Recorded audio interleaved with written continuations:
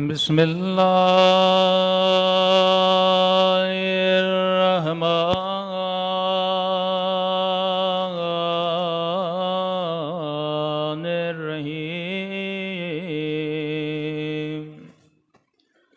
अल्हम्दुलिल्लाहि रब्बिल आलमीन।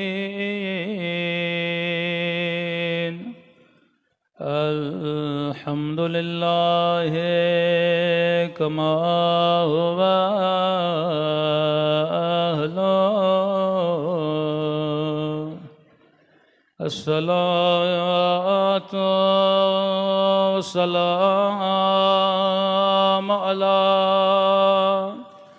सय्यदिल मुरसलीन व ख़ातमिन नबिय्यीन अबिल क़ासिम मुहम्मद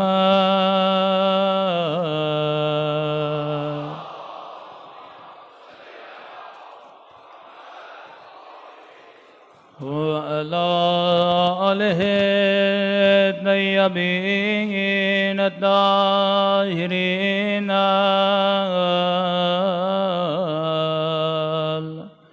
मअसूमीन। सब मिल के दुआ इमाम ज़माना। अल्लाहुम्मा कुल्ले वलियका हुज्जत इब्ने हसन सलवातुका अलैहि व अला आबाए फी हाज़िहि अस्साअ व फी कुल्लि वलिय्यन व हाफ़िज़ा व क़ाइदन व दलीलन व अना हत्ता तुस्किनहु अर्ज़क तवा व तुमत्तिअहु फ़ीहा बिरहमतिक या अरहमर राहिमीन। सल्लल्लाहु अलैहि वसल्लम।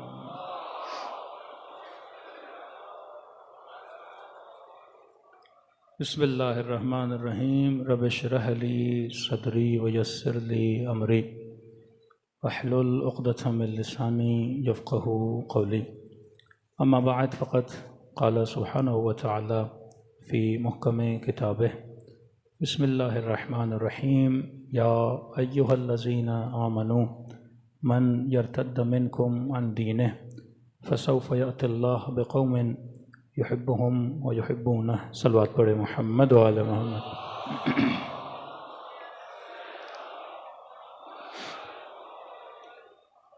दुआ है परवरदिगार आलम हम सब की इबादतों को अपनी बारगाह में कबूल फरमाए और जो मकसद ज़िंदगी लेकर फ़र्श अज़ा पे आए खुदा उन मकासद में हम सबको कामयाबियाँ कामरानियाँ नसीब फरमाए। खुदा का शुक्र है जैसे जैसे दुनिया अपने दिन गुजार रही है वैसे वैसे खुदा तशय्यो को इज़्ज़त अता कर रहा है। आज वाक़अन आलम इस्लाम में अगर किसी मुसलमान को उसवा बनाया जा सकता है जुल्म के मुकाबले में, इस्तेमार के मुकाबले में, वो अहले बैत अलैहिस्सलातु वस्सलाम के मानने वाले हैं। रिसेंट जो फ़िलिस्तीन का मामला हुआ आपने शिद्दत से महसूस किया होगा, अपनी इज़्ज़त को, अपने वक़ार को, अपने फ़ख्र को, कि दुनिया के हर मुसलमान का सर इस्तेमारी ताकतों के सामने झुका हुआ था लेकिन ये बरकत अज़ाए हुसैनी है कि हमारा सर इज़्ज़त के साथ रुका हुआ था। तो कभी सोचें कि ये इज़्ज़त जो तशय्यो को मिली, ये आप ऐसे न समझें कि ये हमें प्लेट में रख के दी गई है। वो कौन सा मुल्क है जहाँ पे तशय्यो की तारीख़ को देखें उस तारीख़ में शहादतें न हों? वो कौन सा मुल्क है? इराक़ ले लें, ईरान ले लें, पाकिस्तान ले लें, जगह जगह शियों ने लाशें उठाई हैं। लेकिन इन तमाम तर के बावजूद एक वो दुश्मन जो ये चाहे कि शीयत का वजूद ही ख़त्म हो जाए, कि आज नहीं 1400 साल पहले इस जुर्म में एक खातून के बच्चे को शिकम से निकाल के मारा गया क्योंकि वो अली की चाहने वाली थी। फिर वो मूसल के जराइम, फिर वो यहाँ के जराइम, लेकिन उसके बावजूद दिन बदुन शिया मजबूत हो रहे हैं। कभी सोचा करें कि हमारी मजबूती की वजह क्या है? उसकी वजह ये आज़ादारी का सिस्टम है जिसने हमें आपस में जोड़े रखा है। उनको पता है कि कितना भी इनको डराया जाए, मारा जाए, ये हर चीज़ से तो डर सकते हैं लेकिन अलम अब्बास को उठाने से नहीं डरते।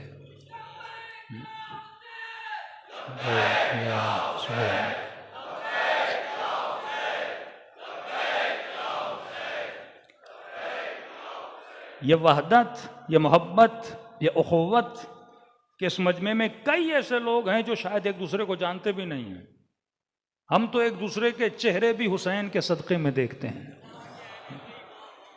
हमें तो एक दूसरे से मुलाकात भी इमाम हुसैन के सदक़े में होती है। तो कोशिश रही कि IRC में जो मजालिस पढ़ें वो इल्मी भी हों, फ़िक्री भी हों, और क्योंकि ये आखिरी हमारी मजलिस होती है, थकावट भी होती है, लेकिन आपकी समाअतें यकीनन हमारी थकावट को भी दूर करेंगी। मौजू इस साल अशरे का द सीक्रेट नेटवर्क ऑफ अहलुल बैत अलैहिस्सलातु वस्सलाम, अहल बैत का वो छुपा हुआ नेटवर्क जिसने एक इमाम कुश मुआशरे को, एक ऐसा मुआशरा जो इमाम का कातिल था, उस मुआशरे को इमाम ज़ैनुल आबिदीन ने नासिर इमाम बना दिया। ये अंबिया का कारनामा था कि अल्लाह ने रसूल खुदा को उस मुआशरे में भेजा जो उस वक्त दुनिया का सबसे बदतरीन मुआशरा था। अय्याम फातिमिया का मेरा मौजू है, आप जाके सुन लें कि आराब जाहिलियत की जब आप जहालत पढ़ेंगे तो आप परेशान हो जाएंगे। आज ये बोलें कि मौलाना मसलन यूरोप में जाएं, मुख्तलिफ किस्म के जिना हैं वहां पर। अरब के यहाँ तकरीबन 7 से लेके 8 जिना ऐसे थे जिनको इंसान मिंबर से भी बयान नहीं कर सकता। इस कदर गिरावट का मुआशरा आपने कभी सोचा नहीं। अगर नबी को भेजना था तो रूम एक बहुत बड़ी सिविलाइजेशन, इजिप्ट एक बहुत बड़ी सिविलाइजेशन, ईरान एक बहुत बड़ी सिविलाइजेशन, लेकिन नबूवत को न ईरान में भेजा गया, न मिस्र में भेजा गया, न रूम में भेजा गया। उस जमाने के सबसे पस्तरीन लोग, गैर मुहज़्ज़ब, गैर अनसिविलाइज्ड लोगों में रसूल खुदा को भेजा गया, क्योंकि इमाम का काम यही है कि मुर्दा कौमों को जिंदा करे। एक नेटवर्क जो रसूल खुदा ने बिछाया। एक इंसान ईमान लाता है, 2 लोग ईमान लाते हैं, वहां के गरीब ईमान लाते हैं, फिर इतनी ताकत पकड़ लेते हैं, जंगें जीत जाते हैं, मक्के को फतह कर लेते हैं। ऐसे अरब के लोग जो एक दूसरे के खून के प्यासे थे, ऐसी कौन सी तब्दीली रसूल खुदा ने लाई कि अपने घरों को एक दूसरे के साथ तकसीम कर रहे हैं, कुर्बानियां देने के लिए तैयार हैं, बच्चे रसूल खुदा पे कुर्बान करने के लिए तैयार हैं, अपनी दौलतें रसूल खुदा पे लुटाने के लिए तैयार हैं। फिर रसूल खुदा के जाने के बाद ऐसी तनज़्ज़ुली आती है इसी मुआशरे में, अपने असल की तरफ पलट के चला जाता है कि वही मुआशरा फिर अपने नबी के नवासे का कातिल बन जाता है।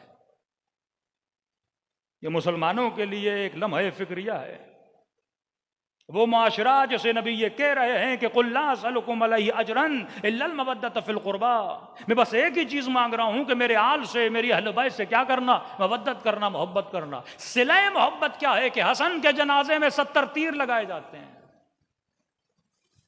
सिलाए मोहब्बत यह है कि बेटी को फदक नहीं दिया जाता।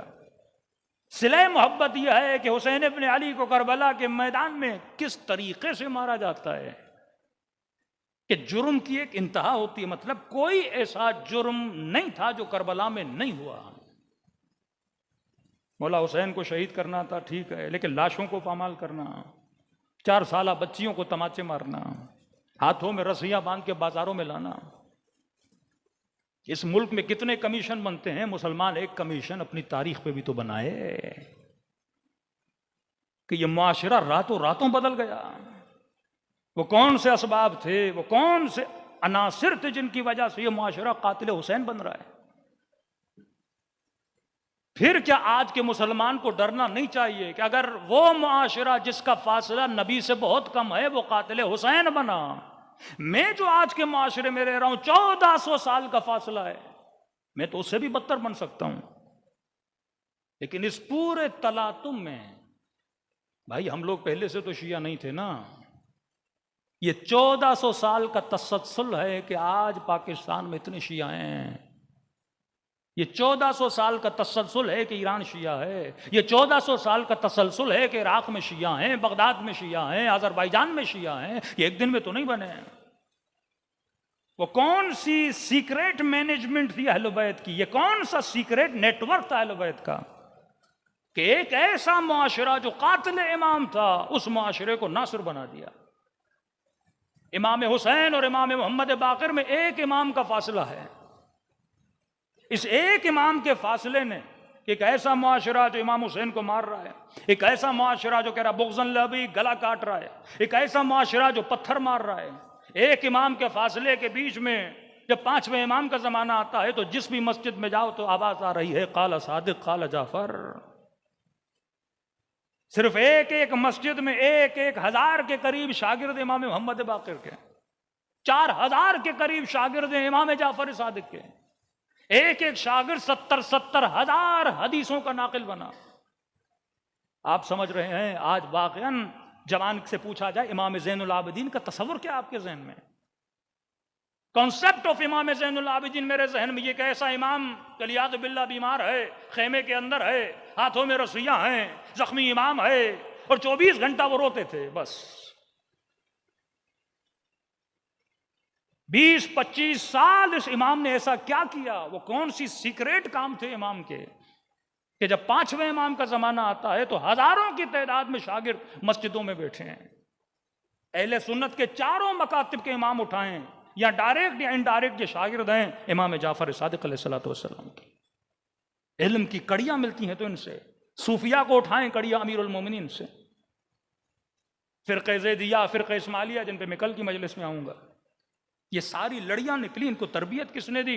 अहले बैत अलैहिस्सलातु वस्सलाम। एक वो तरबियत थी जो दुश्मन को नजर आती थी, जाहिर है वो तरबियत दुश्मन देखता अहले बैत को रोक लेता।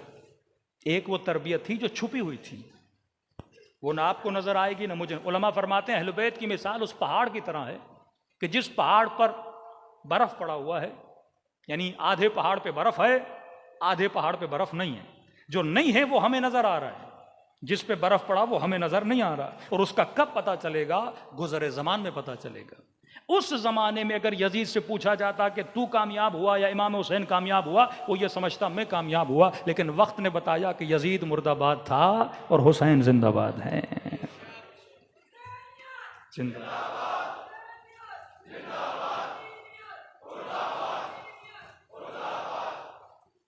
देखिए ज़ियाउल हक जब हुकूमत में था तो समझ रहा था मैं कामयाब हूं। नीचे चापलूस भी बोलते थे अमीरुल मोमिनीन अमीरुल मोमिनीन, वो भी समझ गया कि भाई मैं क्या हूं, अमीरुल मोमिनीन बन गया। लेकिन बंदा जनाब जब काम कर रहा होता है उसे पता नहीं लगता कि मैं कामयाब हूं या नाकाम हूं। ये 20 साल गुजरने के बाद, 10 साल गुजरने के बाद पता चलता है कि कामयाब था या नाकाम था। वो सैयदा ज़ैनब का जुमला कि यजीद आज तख्त तेरा है, फौजें तेरी हैं, नकारे तेरे हैं, आवाजें तेरी हैं, लेकिन एक वक्त आएगा यही शहर होगा तेरे नाम से जाना नहीं जाएगा, मेरे नाम से जाना जाएगा। हाँ? कहाँ हैं आज? जो कल तख्त पर थे आज है नामो निशान। मुतवक्किल ने इमाम हुसैन के रोजे को गिराने की कोशिश की, लाशों पे घोड़े दौड़ाए गए, एक सहरा में इमाम हुसैन के बदन को छोड़ा गया। लेकिन आज जाइए करबला, चमक रहा है हुसैन का रोजा। किस कदर खुदा ने मोहब्बत इन बंदों के दिलों में डाल दी है, यह वक्त बताता है कि कामयाबी क्या थी, नाकामी क्या थी। अब ये नेटवर्क को अहलुल बैत, अगर कोई मोमिन डिजाइनर हो तो इसको वाकई छाप के अपने घरों में बोर्ड बना के अपने घर की दीवारों पे आप लगा सकते हैं कि अहलुल बैत का नेटवर्क क्या है। दुश्मन इस नेटवर्क को तबाह कर रहा है। यह नेटवर्क जब तक है तशय्यो कामयाब है। दुनिया की कोई ताकत आपको शिकस्त नहीं, मार सकती है, कत्ल कर सकती है, गले काट सकती है, लेकिन इस नेटवर्क को कभी खत्म नहीं कर सकती। नेटवर्क ऑफ अहलुल बैत। यह नेटवर्क फीड कहां से होता है? किसी भी नेटवर्क को चलाने के लिए उसकी फीडिंग जरूरी है। तो आप एक चौरस मुरब्बा बनाइए, यह नेटवर्क है।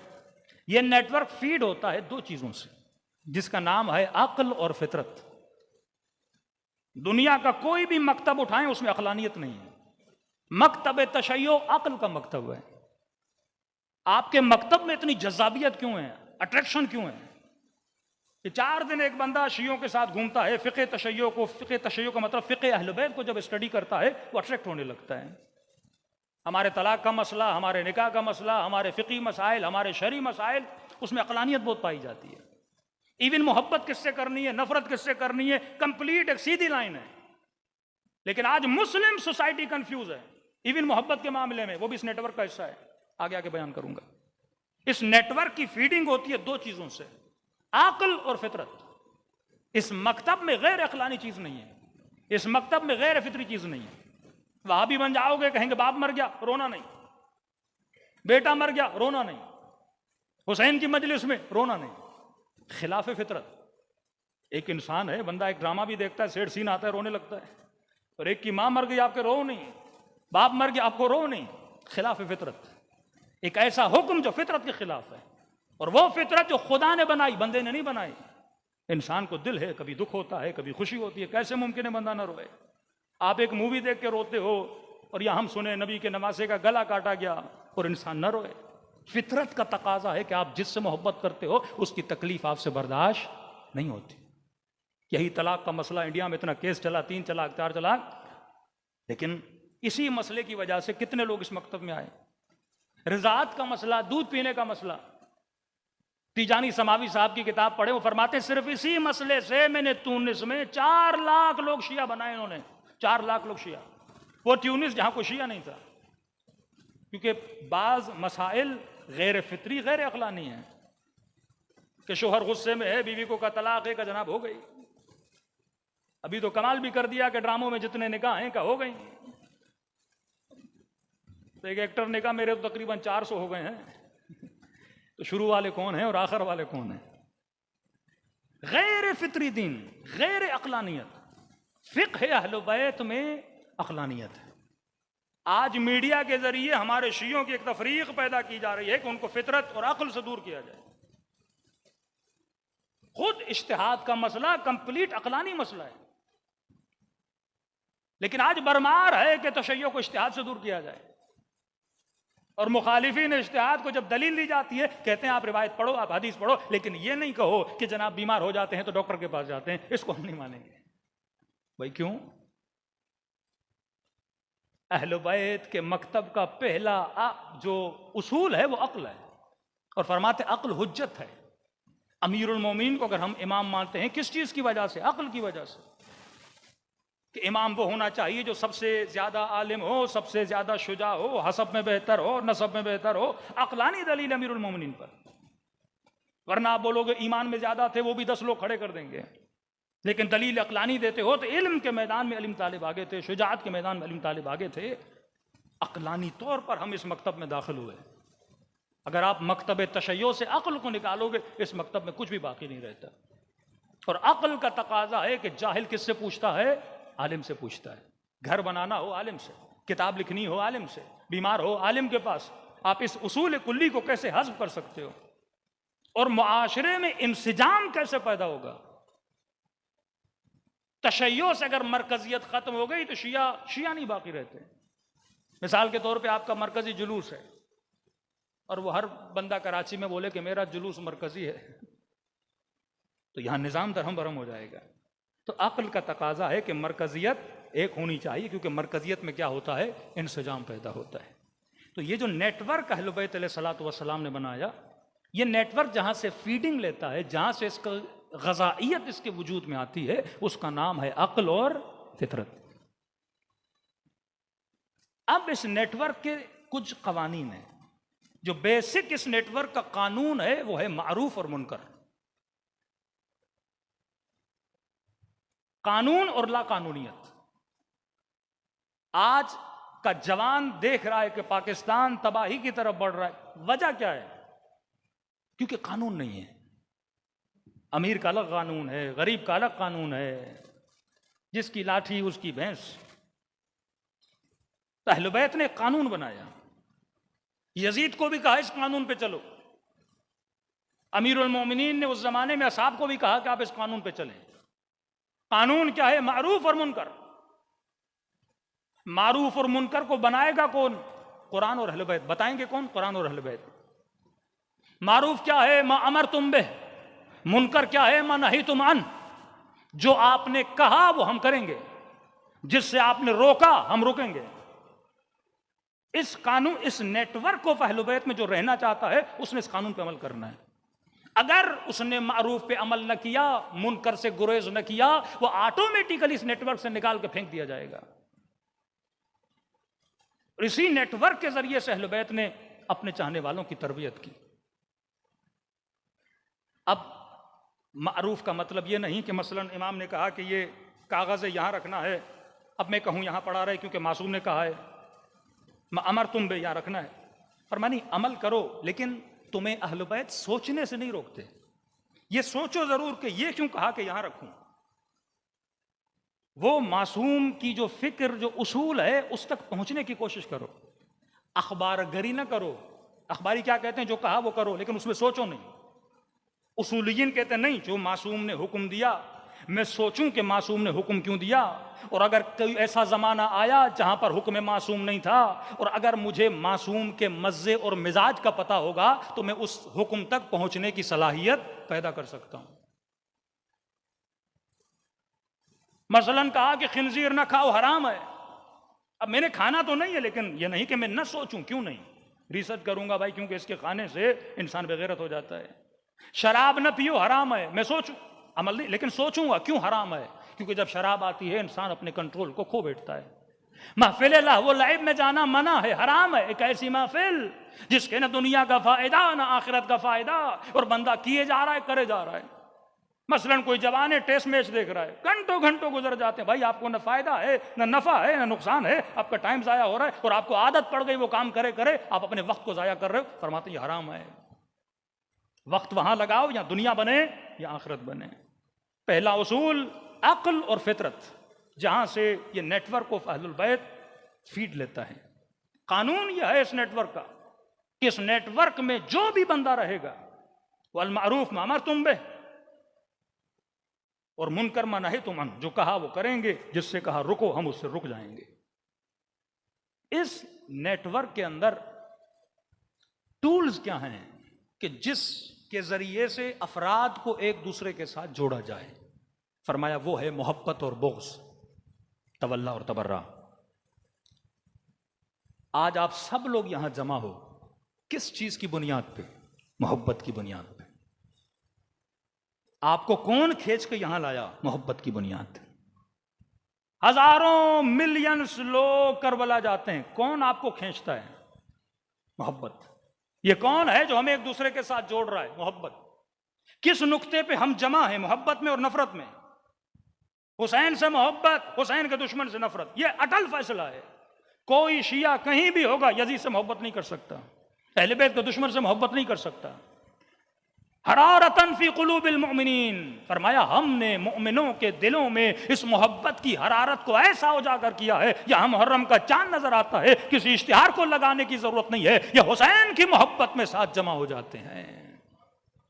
ये इश्क हुसैन है जो इनको जमा करता है कि जनाब 2 गलियां दूर भी पैदल जाने के लिए तैयार नहीं होता। लेकिन करबला में मिन्नतें करते हैं गाड़ी पे बैठ के, तो नहीं, मैंने पैदल हुसैन की तरफ जाना है। ये क्या है? ये मोहब्बत। इस मोहब्बत ने हम सबको क्या किया है? जोड़े रखा है। मोहब्बत अहल बैत की वजह से, नफ़रत अहल बैत की वजह से। और खुदा की कसम, ये मोहब्बत इतना कीमती असासा है कि जिसने आपको कई चीज़ों से बचाया है।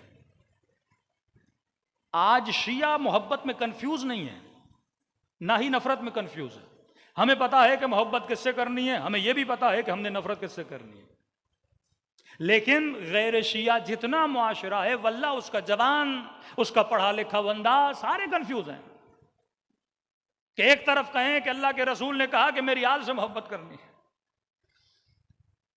और दूसरी तरफ कहें कि हमें कातिल से भी मोहब्बत है, हमें मकतूल से भी मोहब्बत है। कंफ्यूज्ड मुआशरा। कि तीसरी मुलाकात इमाम हुसैन की इब्ने साद से, और सवाल करते इब्ने साद मुझे क्यों मारने के लिए आए हो? कहता है हुसैन बुग़्ज़न ले अबीक, तसव्वुर करें आप कि तुम्हारे बाप के बुग़्ज़ की वजह से। ये बीमार मुआशरा जिसकी मोहब्बत और नफरत क्या हो गई, उसमें रद्द बदल आ गया।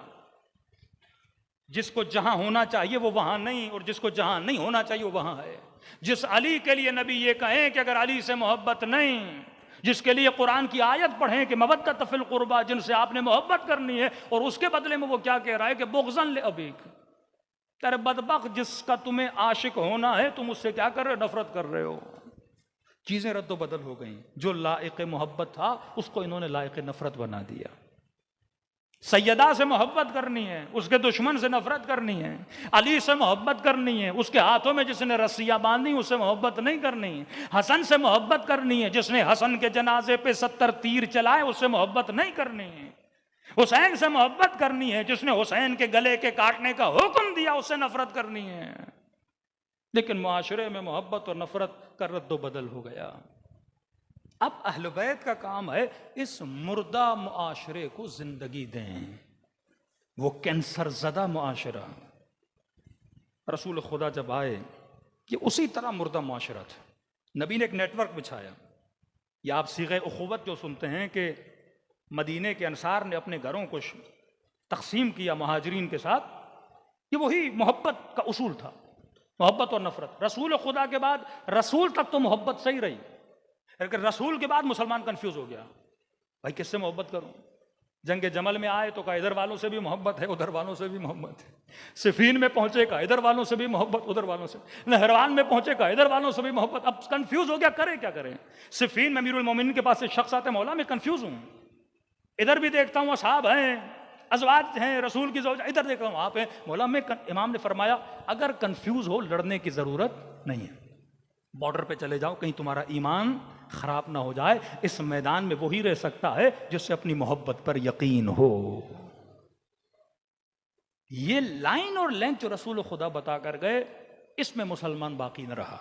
अब एक मिसाल दे रहा हूं उस अरब के मुआशरे की कि किस कदर ये मुआशरा जिल्लतों में था और नबी ने कहां ला कैसे खड़ा किया। जंग बद्र,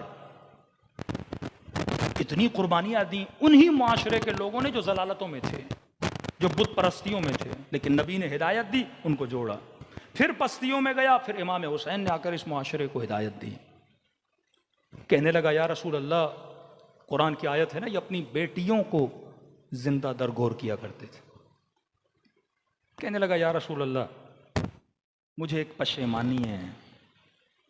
कैसी? कि मेरे घर में बेटी पैदा हुई, मेरी बीवी ने उसे किसी बादिया नशीन बंदी को दे दिया, क्योंकि उसे पता था मैं इसे कत्ल कर दूंगा। मेरी बेटी वहां रही 6-7 साल, 8 साल की हो गई। वो खातून जिसने मेरी बेटी को पाला था, उसके दिल में यह आया बच्ची बड़ी हो गई, अब मैं उसे नहीं मारूंगा। उसने बुलाया और मुझे बिठाया, और वो बच्ची आई, मैंने देखी, मैंने कितनी प्यारी बच्ची है। जब मैंने उस बच्ची की तारीफ की, बड़ी खूबसूरत बच्ची, बड़ी प्यारी बच्ची थी, तो उस खातून ने यह समझा क्योंकि जाहिर है ये बच्ची इसको अच्छी लग रही है, तो उसने मुझे सच बता दिया। अब मुझे यकीन आ गया, जाहिर है मेहर मोहब्बत तुम्हारे दिल में है और मैंने बताया तुम्हारी औलाद है, लिहाजा अब मुझे पता है कि तुम इसे कत्ल नहीं करोगे। कहता या रसूल अल्लाह, मैं उस बच्ची को ले गया एक सहरा में, जिस तरह बच्चों के साथ खेलते हैं, खेलते खेलते गड्ढा खोदा।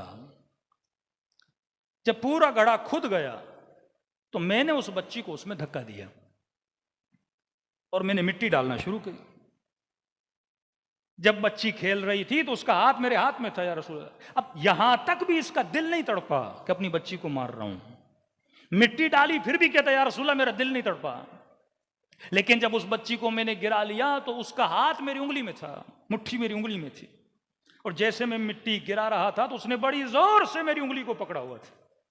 या रसूलल्लाह, जैसे उसकी जान, उसकी सांसें उखड़ने लगी तो उसने जोर से थामा हुआ था, आहिस्ता आहिस्ता उसकी मुट्ठी ने मेरी उंगली को छोड़ दिया। या रसूलल्लाह, जब ये मंजर आया तो मेरे दिल में पशेमानी हुई कि ये मैंने क्या किया है। अब आप बताइए मेरा हुक्म क्या है। इस मुआशरे को रसूल खुदा ने वहां लाके खड़ा किया कि ये कुर्बानियां देने लगे।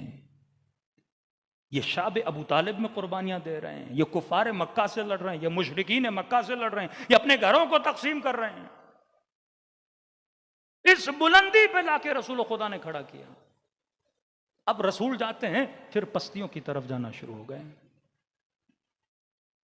आम तस्वुर यह है कि अमीरुल मोमिनीन 25 साल घर में बैठ गए हैं, लेकिन किसी को नहीं पता कि अमीरुल मोमिनीन ने 25 साल में प्लानिंग कैसे की। एक तरफ वो अमीरुल मोमिनीन जिनका फदक उनसे लिया गया, क्योंकि किसी भी निजाम को चलाने के लिए पैसे की जरूरत होती है। तभी आए विलायत में वयूतून ज़कात है। जब अमीरुल मोमिनीन की विलायत का जिक्र खुदा करता है तो वहां पे खुदा ज़कात का जिक्र करता है। मतलब अगर निज़ाम विलायत को चलाना चाहते हो तो इस निज़ाम में ज़कात का फ़लसफ़ा, खुम्स का फ़लसफ़ा होना चाहिए। जब तक आपके पास खुम्स का फ़लसफ़ा नहीं, आप हमेशा हुकूमतों के मोहताज रहोगे। लेकिन अगर आपके अंदर इंडिविजुअल इकनॉमी को मजबूत किया जाएगा, आप किसी हुकूमत के मोहताज नहीं रहोगे, आपका निज़ाम और नेटवर्क चलता रहेगा। हम मजलिसें करवाते हैं, किसी हुकूमत के मोहताज नहीं। हम जुलूस निकालते हैं, किसी हुकूमत के मोहताज नहीं। ये लोगों की अपनी फंडिंग है। मतलब निज़ाम विलायत को चलाने के लिए तशय्यो में डोनेशन का कॉन्सेप्ट होना चाहिए। जब तक ये डोनेशंस, कुर्बानी, पैसे देने की सलाहियत नहीं हो, कभी आपका निज़ाम चल नहीं सकता। 25 साल अमीरुल मोमिनीन ने इस नेटवर्क को चलाने के लिए, कि वो वक्त अमीरुल मोमिनीन पे के घर में फाके पड़े हुए थे। एक खातून ने कहा कि अली, कुएं से एक पानी की बाल्टी मुझे निकाल के दो, उसके बदले में मैं तुझे चंद खजूरें दूंगी। और जब ये बाल्टी नीचे जाती थी तो जो रस्सी बनाई जाती थी वो खजूर के तने से बनाई जाती थी, और इतनी सख्त होती थी कि इंसान के हाथों में जख्म पड़ जाते थे। रावी कहता है कि मौला अली ने उस बाल्टी में पानी भरा और जब बाहर निकाली तो मौला के सारे हाथों में खून भर चुका था। ये फ़क्र फाका का आलम था। तो एक वक्त ऐसा आता है चौथे इमाम के ज़माने में, इमाम हसन के ज़माने में, कि बड़े बड़े बागात के मालिक बन जाते हैं कि एक आपका इमाम 4000 से ज़्यादा ग़ुलाम ख़रीदता है। ये सारा पैसा कैसे आया? का 25 साल अमीरुल मोमिनीन ने नखलिस्तान लगाए। अमीरुल मोमिनीन आज भी सऊदी अरब जाएंगे, बाएर अमीरुल मोमिनीन, अमीरुल मोमिनीन के कुएँ आज भी सऊदी अरब में मौजूद हैं, जो आज तक पानी दे रहे हैं। उस वक्त सबसे बड़ी कीमती चीज़ थी कुएँ थे, कीमती चीज़ थी ज़मीनों में खजूरें लगाना था, नखलिस्तानों का। अमीरुल मोमिनीन ने उस ज़माने में नखल लगाए। अली को पता था 25 साल बाद मेरे बेटों को इन्हीं नखलिस्तानों की ज़रूरत पड़ेगी। फिर उन्हीं नखलिस्तानों से गरीबों में तकसीम की जाती थी। सखावत इमाम हसन, बाग इमाम हसन का कॉन्सेप्ट कि कोई भी ऐसा फ़कीर नहीं था जो इस दर से खाली हाथ जाता। ये 25 साल अमीरुल मोमिनीन की मेहनत थी, क्योंकि जब तक रसूल का ज़माना था मौला अली जंगी सरदार थे, जंग में अली की ज़िंदगी गुजरी, और रसूल खुदा के जाने के बाद फ़दक भी ले लिया गया। कोई हुकूमती ओहदा अमीरुल मोमिनीन के पास नहीं है, कोई माल गनीमत जो मिला अमीरुल मोमिनीन ने गरीबों में तकसीम कर दिया। 25 साल की अमीरुल मोमिनीन की प्लानिंग थी, और वो बागात इमाम हसन और हुसैन को मिले, उसके बाद इमाम ज़ैनुल आबिदीन को मिले। तो ये नहीं कि अमीरुल मोमिनीन सिर्फ घर में बैठे हुए थे। आज के जवान से पूछो इमाम ज़ैनुल आबिदीन का कॉन्सेप्ट तुम्हारे जहन में क्या है? अफसोस से उसके जहन में एक ऐसा इमाम है अलियाज़ु बिल्लाह जो बीमार है, जो खेमे में है, जिसके हाथों में रस्सियां हैं, जो 24 घंटा बैठ के रो रहा है। इसके अलावा कोई तसव्वुर नहीं है। अरे 25 साल इमाम ज़ैनुल आबिदीन ने एक ऐसा नेटवर्क बिछाया कि जिसके नतीजे में 5वें इमाम को 1000 शागिर्द, छठे इमाम को 4000 शागिर्द मिलते हैं। फिर छठे इमाम ने ऐसा नेटवर्क बिछाया, फिर 7वें इमाम ने ऐसी ऑर्गेनाइजेशन बनाई कि जिससे हजारों वकील बने। दुश्मन तो यह समझ रहा था कि हम इमाम रजा को अपने पास बुला रहा हूं, लेकिन उसे क्या पता था कि रजा तेरी मर्जी से मशहद नहीं आ रहे, वो अपनी मर्जी से मशहद की तरफ रवाना हो रहे हैं। आज सरजमीन तूस में अगर इमाम रजा ना होते, ईरान में तशय्यो इतनी मजबूत ना होती, पूरी प्लानिंग थी कि हमने कहां जाना है, कहां पे इन्वेस्ट करना है, कहां पे फिक्री तरबियत करनी है। दुश्मन तो समझता था कि अहले बैत घर में बैठे हुए हैं, उसने तो हिसार में रखा हुआ था, लेकिन अहले बैत के घरों से जो लकड़ियां भी जाती थी उनमें हदीसें छुपी हुई होती थी। जो तेल की देगें दुश्मन भेजता था, वो देगें जब खाली होकर वापस जाती थी उसमें मासूमीन हदीसों के अंबार भर के अपने शियों तक पहुंचाते थे। तो ये मत समझना इस तशय्यो के नेटवर्क में अहले बैत की प्लानिंग नहीं थी, एक सीक्रेट प्लानिंग थी जिसके जरिए से आज ये मकतब एक तनूमन दरख्त बन चुका है। और आज दुश्मन भी कहने पर मजबूर है कि आज के इस्तेमार के मुकाबले में अगर कोई खड़ा है तो वो अली वाले खड़े हैं, वो हुसैन वाले खड़े हैं, वो हुज्जते खुदा इमाम ज़माना के मुंतज़िर खड़े हैं। सलवात पढ़े मोहम्मद वाले मोहम्मद।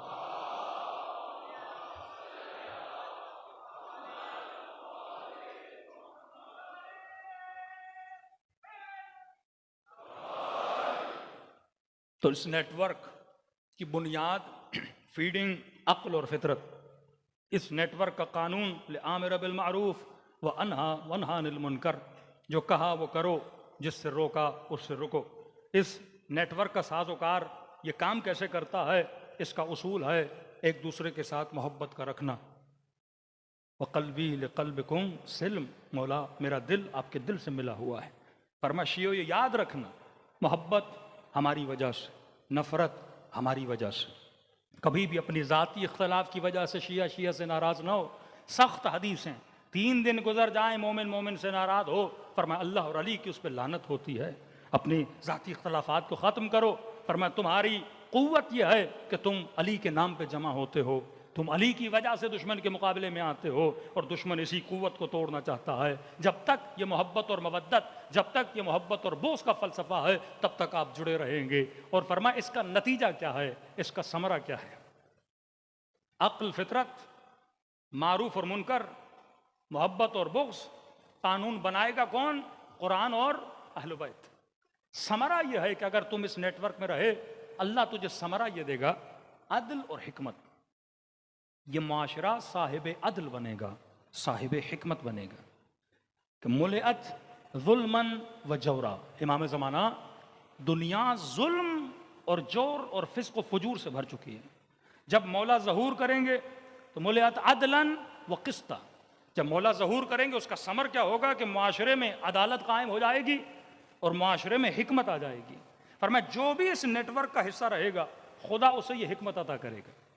अगर मेरे घर में अहले बैत का नेटवर्क कायम है तो मेरे घर में अदालत भी होनी चाहिए, हिकमत भी होनी चाहिए। आज आप इराक जाते हो, वल्लाह महसूस होता है कि मैं पाकिस्तानी हूं, वो इराकी है। जब अरबईन की वॉक में चलते हो, किस चीज़ ने हमें जोड़ा हुआ है? नाम इमाम हुसैन ने जोड़ा हुआ है। वहाँ एक ही पहचान है हुसैन, वहाँ एक ही रिश्ता है हुसैन। वहाँ नाम हुसैन आता है, आंखों से आंसू आ जाते हैं। तो ये वो हरारत है जिसने एक मोमिन को दूसरे मोमिन से जोड़ा हुआ है। सलवात पढ़े मोहम्मद वाले मोहम्मद।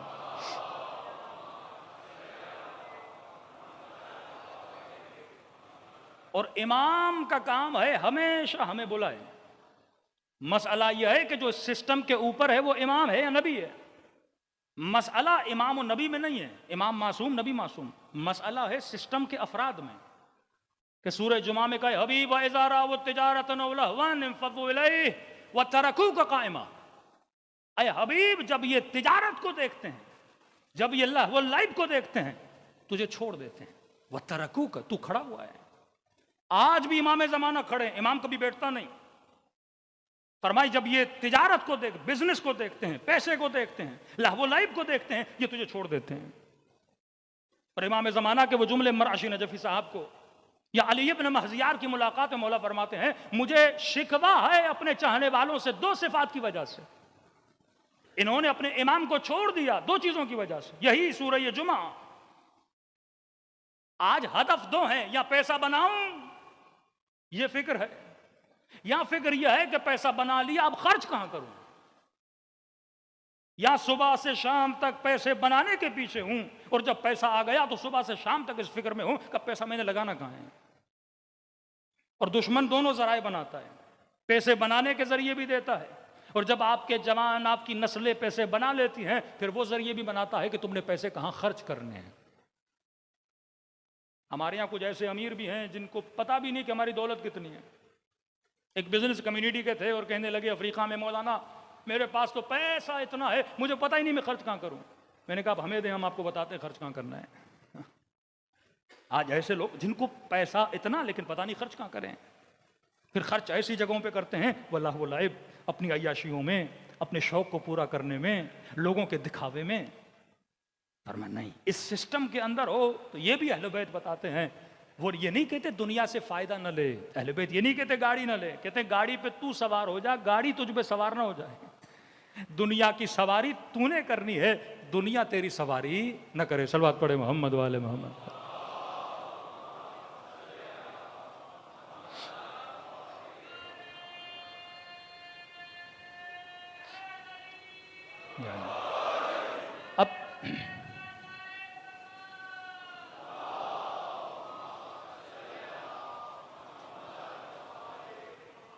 अब देखिए चंद मिसालें दे रहा हूं, ये सिस्टम को कैंसर कैसे लगा, ये बीमार कैसे हुआ। रसूल खुदा के बाद बेसिक वजह बनी मोहब्बत और बोझ के रद्दो बदल की। कि अमीरुल मोमिनीन के बाद जब इमाम हसन ने लोगों को दावत दी, अमीर शाम ने लोगों को बुलाया, कहा किसकी तरफ जाना चाहते हो, हसन की तरफ?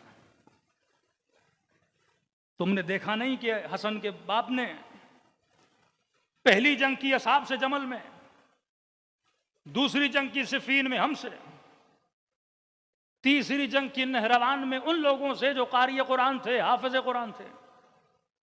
कि अली ने हम अरबों को दिया क्या?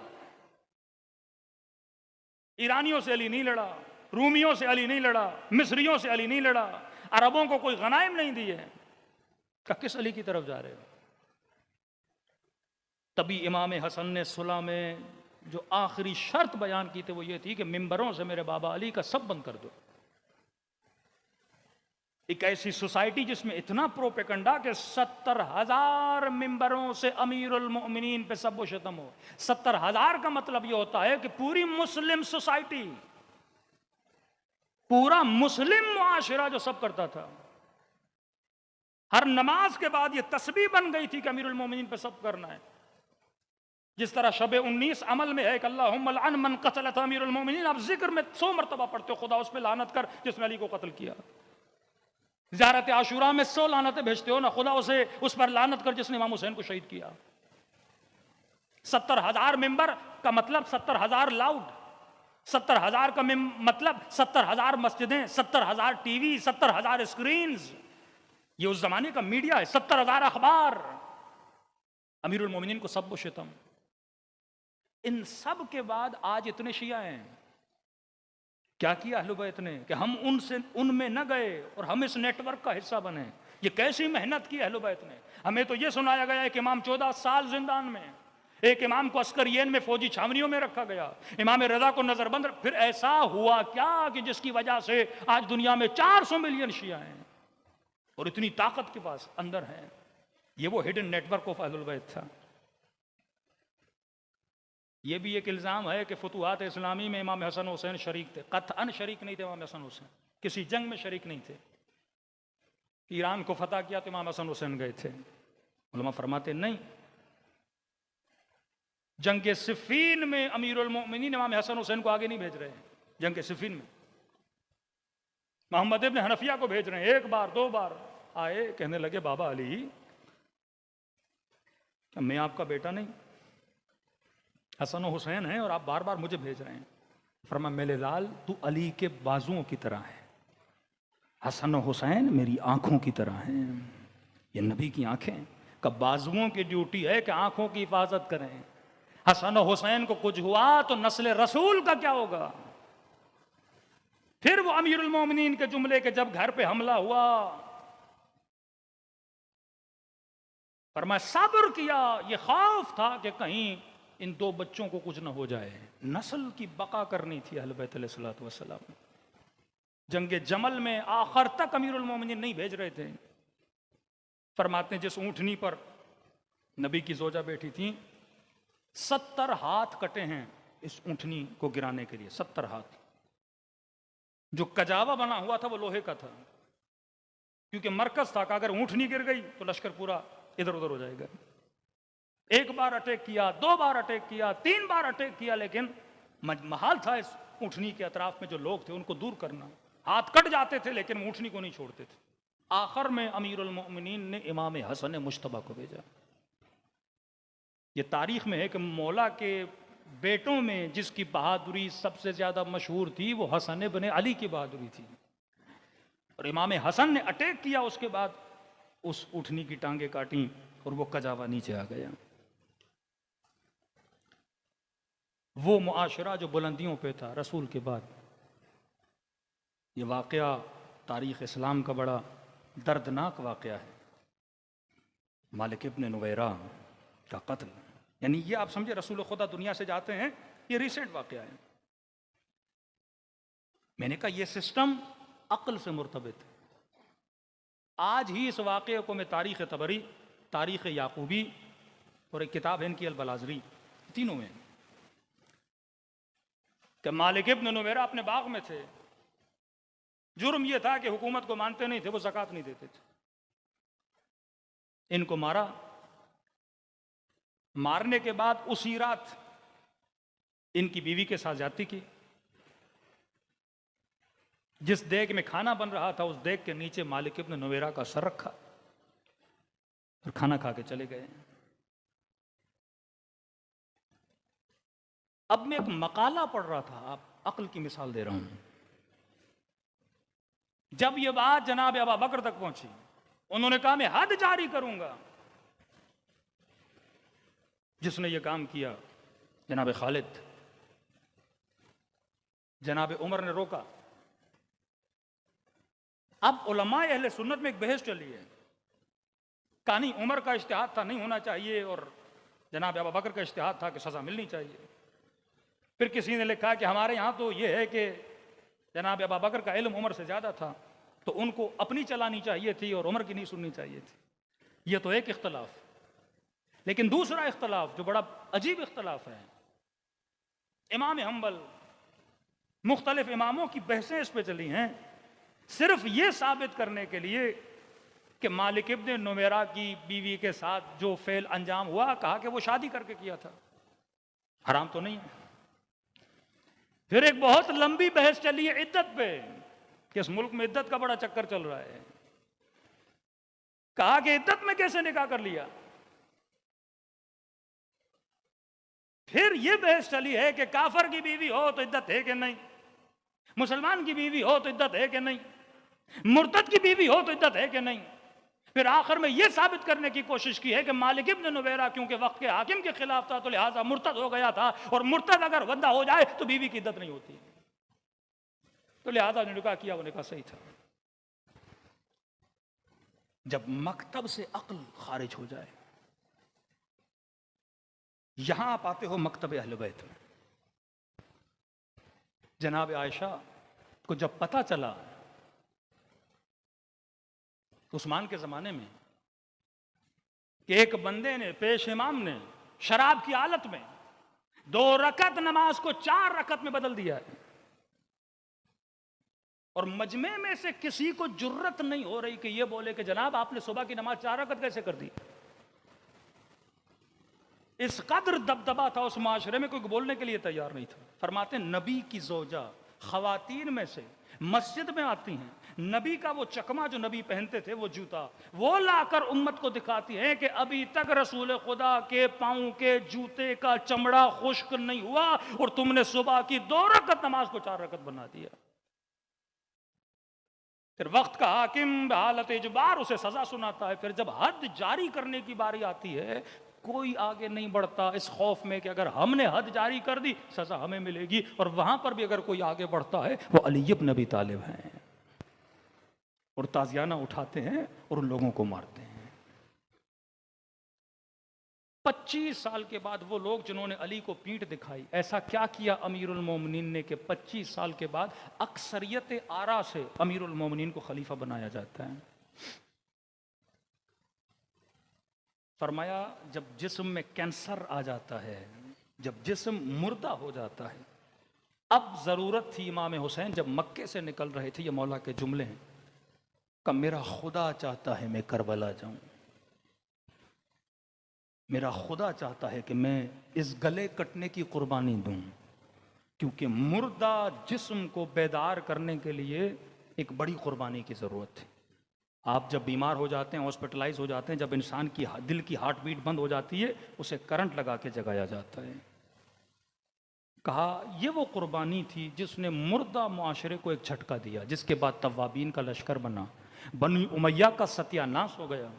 बनु अब्बास अगर हुकूमत पर आए तो नारा क्या था बनु अब्बास का?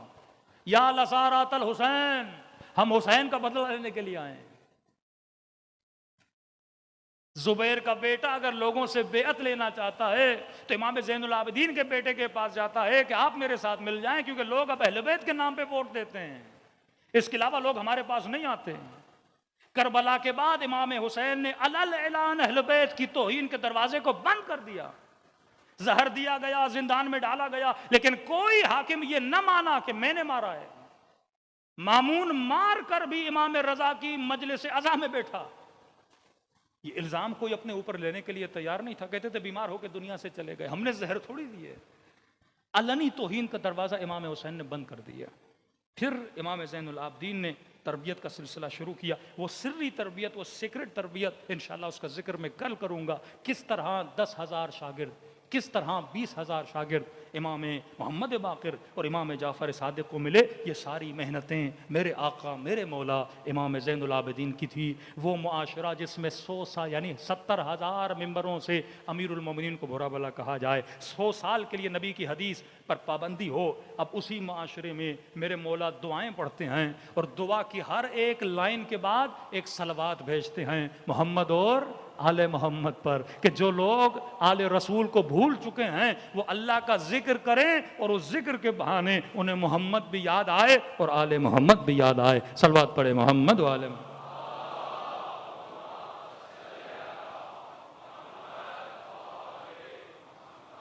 वज्जिल फरजहुम। आज हमारे मुसलमान भाई जो तफसीर करते हैं मन कुन तो मौला फ़हाज़ अली अल मौला की, कितनी मौला से मुराद दोस्त है।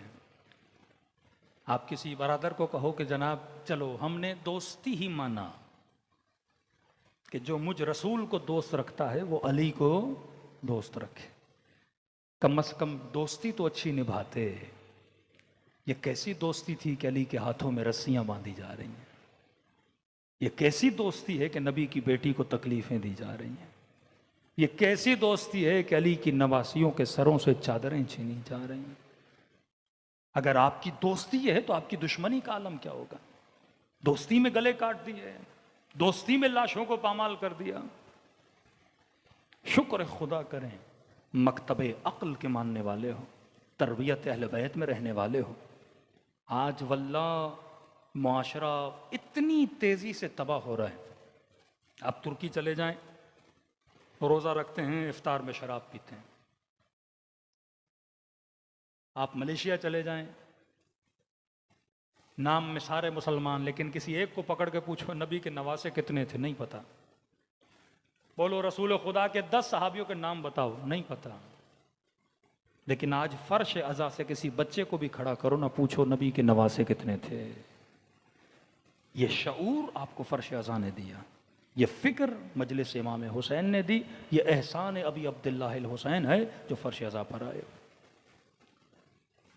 और फरमाया इस वक्त को अहमियत दो, अहम न समझो। कभी भी हर रात को एक जैसी न समझा करो। कभी महसूस किया कि जैसे मुहर्रम का चांद नजर आता है, इंसान का दिल गमगीन हो जाता है। शहादत तो 10 मुहर्रम को है ना, आज गम कैसे आता है?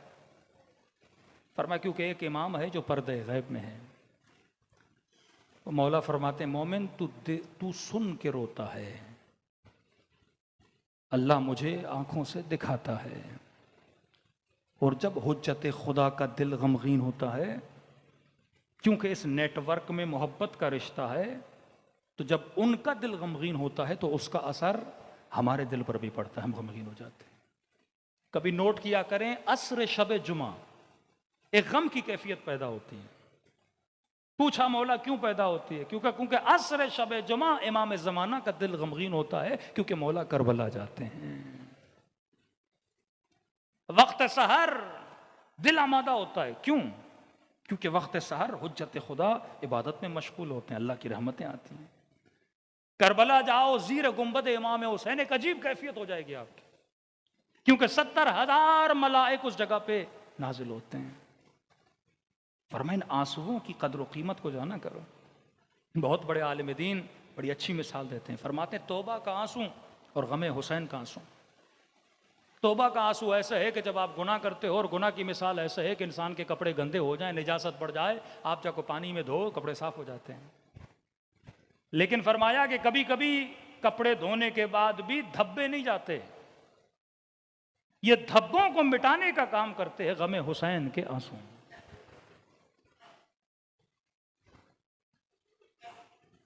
हुर ने गुनाह किया, तौबा की, अल्लाह ने माफ किया, लेकिन उस गुनाह के धब्बे को किसने मिटाया? हुसैन इब्ने अली ने मिटाया। आज जितने लोग करबला जाते हैं, जनाब हुर की वो इज्जत, वो एहतराम, वो वक़ार कितना है। तभी हदीस मासूम है, फरमाते हैं अभी जाकिर ने मसाइब पढ़े नहीं, पढ़ना चाहता है।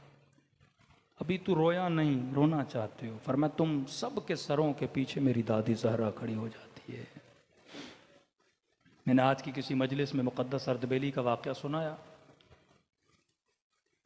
इतने करीम थे इमाम हुसैन, 7 के करीब मेरे मौला ने घोड़े बदले, 7। ले आमिर बिल मारूफ, जो कहें वो करो। का ताज्जुब था कि घोड़ा कैसे हुसैन की बात न सुने, ये मुमकिन नहीं। और वो भी हुसैन इब्ने अली का घोड़ा। का आगे बढ़ो, नहीं बढ़ रहा। का अब्बास घोड़ा बदलो, नहीं बढ़ा। का 7 घोड़े बदले गए। उसके बाद जो खेतों में काम कर रहे थे, जब बार बार घोड़े बदले तो वो खेत वाले आ गए कि माजरा क्या है, ये घोड़ा आगे क्यों नहीं बढ़ रहा। इमाम ने कहा बताओ इस सरजमीन का नाम क्या है। किसी ने कहा नैनवा, किसी ने कहा बैनुल हरमैन, किसी ने कहा शत्तुल फुरात। लेते गए। इमाम ने कहा कोई और नाम? कहा नहीं, हमें इतने पता है। कहा कोई तुम्हारे गांव में बुजुर्ग है, कोई बूढ़ा है जो सबसे उम्र रसीदा हो? कहा मौला एक है, एक ही जिंदा है बंदा, उसे चारपाई पे लेकर आए। कहा फर्जंद रसूल, शुक्रिया कि आप हमारे गांव में तशरीफ लाए। इमाम ने कहा इन्होंने इतने नाम बताए हैं, इस सरजमीन का कोई और नाम भी है? उसने कहा बुजुर्ग कहा करते थे इस सरजमीन का एक नाम करबो बला भी है। कहा बस अब्बास यहां खेमे लगा दो। एक प्लानिंग के तहत, इरादे खुदाबंदी के तहत इमाम हुसैन ने यहां तक पहुंचना था। 4 ज़रा दर 4 ज़रा इमाम हुसैन ने जमीन खरीदी। आज कोई एहसान नहीं करता आपको करबला में अगर जगह दे, ये हुसैन की जमीन है। फिर वापस की का इस शर्त में वापस कर रहा हूं, मेरे जायर जब करबला आएंगे 3 दिन तुम लोगों ने इनकी खिदमत करनी है। सहरा था, असबाब नहीं थे। अब जाहिर है उस सहरा में अगर कोई जाता, खाना पीना का, इनकी खिदमत करोगे। इमाम हुसैन के जहन में 2024 में रहने वाले शिया भी हैं कि मैं दुनिया से जा रहा हूं, यहां पे लोग ज़ियारत के लिए आएंगे, करबला एक बहुत बड़ा मरकज बनेगा। तब बता रहे हैं कि इनकी खिदमत करना जो आए। और कहा कि जब रुके वहां पे रुकने के लिए, तो उस बूढ़े ने मना किया कि मौला यहां ना रुके। कहा क्यों? कहा हमने सुना है आज तक कोई नबी ऐसा नहीं है जो जमीन से गुजरा हो और उसे तकलीफ ना आई हो। कहा तुमने सुना है? मुझे मेरे नाना ने बताया है कि ये वो जमीन है जहां आपका गला काटा जाएगा। अब मुकद्दस अर्दबेली फरमाते नजफ से पैदल आते थे करबला, जब इस 4 ज़रा के अहाते में दाखिल होते थे, कहते थे इन्नका फिल वादिल मुकद्दस तुवा फखलन अलैक। तो मुकद्दस वादी में दाखिल हुआ, मुकद्दस अर्दबेली, जूतियां उतार दे। कहते हैं जूतियां उतारते थे और 4 ज़रा के फासले से पैदल इमाम हुसैन की तरफ आते थे। कहा कभी करबला में मुकद्दस अर्दबेली रुके नहीं 3 दिन से ज्यादा। उलमा फरमाते हैं ज्यादा ना रुका करो। का मौला क्यों? का कहीं ऐसा ना हो हुसैन की जियारत की तशनगी मिट जाए। एक मोमिना थी काफिले में, कह रही थी मौलाना मैं जा रही हूँ, मेरा दिल इतना तड़प रहा है, इतना तड़प रहा है जैसे मेरे वजूद से जान निकली जा रही है, मैं करबला छोड़ नहीं पा रही। मौलाना ऐसे लग रहा है जैसे मैंने इमाम हुसैन की जियारत ही नहीं की है, ऐसे लग रहा है जैसे मैं आई नहीं करबला। मैंने कहा तो अच्छी बात है ना, तशनगी अभी भी बाकी है तो दोबारा होगी ना। दिल भर जाए और करबला से निकलो ये अच्छा नहीं है। का तशनगी बाकी रहे। का कभी रुके नहीं मुकद्दस अर्दबेली। और किसी शागिर्द ने पूछा कि क़िबला हमने नहीं देखा कि आप कभी करबला जाए और रात को सोए भी, आप सोते भी नहीं। तो आंखों में आंसू आए। का नहीं, एक बार सोया था और जब आंख लगी तो मुझे ज़ैनब की फरियादों की आवाजें सुनने में आई। का उस दिन के बाद मैं कभी सो नहीं पाया। ये वो उलमा थे जो मारिफत इतनी थी खुदा इनको दिखाता भी था। उलमा फरमाते हैं सिस्टम में आए हो इसके एक एक लम्हे को कदर और कीमत की निगाहों से देखा करो। शायद मोमिनीन समझें कि हम यहाँ पर बैठते हैं इसका कोई थोड़ा सा अजर है, या हम रोते हैं तो इसका कोई अजर नहीं। एक ईरानी बहुत नेक बंदा था शेख अब्दुल्ला। ये सद्दाम के आने से पहले बहुत ज़्यादा ईरानी इराक़ में रहते थे। सद्दाम के आने के बाद ये बेचारे ईरान आ गए क्योंकि मजालिम शुरू हुए। तभी आप नजफ़ जाते हैं तो मोर देन 80% जिन उलमा की क़बूर है वो सारे के सारे ईरान के हैं। इज्तिहाद का मरकज़ नजफ़ था। सद्दाम के आने के बाद इज्तिहाद का मरकज़ कुम बना। एक नेमत जालिम ने शियों से छीनी तो खुदा ने दूसरी नेमत जनाब मासूबा कुम के जवार में आलम तशय्यो को अता की और बहुत बड़ी नेमत बनी। हज़ारों की तादाद में उलमा जहाँ से निकले, शहीद हुसैनी जैसे और बहुत बड़े उलमा। कहते हम जब इराक़ में होते थे तो मौला की मजलिस करवाते थे। शेख अब्दुल्ला कहते हैं कि मजलिस इमाम हुसैन में एक अरब शख्स आता था। अब हमारी सकाफ़त में और अरबों की सकाफ़त में थोड़ा फ़र्क है। पाकिस्तान में जब मजलिस होती है तो लोग बड़े तवज्जो से सुनते हैं, लेकिन एक ईरानी और इराकी कल्चर है कि जब मजलिस होती है तो मजलिस में चाय भी चल रही होती है, लोग चाय भी पी रहे होते हैं। तो कहते हैं एक शख्स आता था मजलिस में, मौला हुसैन की मजलिस हो रही है, ये सिर्फ चाय पीने के लिए मजलिस में आता था। 1 कप चाय का पिया, 2 कप चाय के पिए, 3 कप चाय के पिए, 4 कप चाय के पिए और चाय पीने के बाद चला गया। न मजलिस में रोता था, न मातम करता था, न मौलाना को सुनता था, न जब सलवात भेजी जाती थी कोई तवज्जो होती थी। ये बस आता 3 कप चाय के पी और निकल जाता था। शेख अब्दुल्ला कहते हैं कि ये आदत मुझे इसकी बड़ी बुरी लगती थी। कहते हैं हम सद्दाम के आने के बाद ईरान चले गए। 1.5 साल के बाद मैंने इस मोमिन को कुम की मजलिस में देखा, और जब मजलिस में आया तो वहां भी चाय चल रही थी और उसने फिर चाय के कप पीना शुरू कर दी। मैंने कहा ये अजीब मोमिन है कि न मजलिस सही से सुनता है, न कोई नारा मारता है, न कोई सलवात भेजता है, न कोई मातम करता है, चाय पे चाय पी रहा है।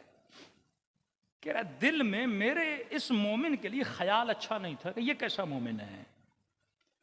शेख अब्दुल्ला कहते हैं 1.5 साल के बाद ये मर गया। इसकी वफात के 1 साल के बाद अल्लाह ने इस मोमिन की मुझे बरज़ख दिखाई। हर किसी की बरज़ख नहीं दिखाई जाती, क्योंकि उस मोमिन का ख्याल मेरे दिल में बुरा था, और ताकि मैं लोगों को बताऊं किसी मोमिन के लिए ऐसा न सोचा करो। अब आलम बरज़ख में क्या देखता हूं कि बरज़ख के बागों में से एक बाग में ये बूढ़ा बैठा है, और मैं ताज्जुब से पूछता हूं कि जनाब तुमने ऐसा कौन सा कारनामा अंजाम दिया?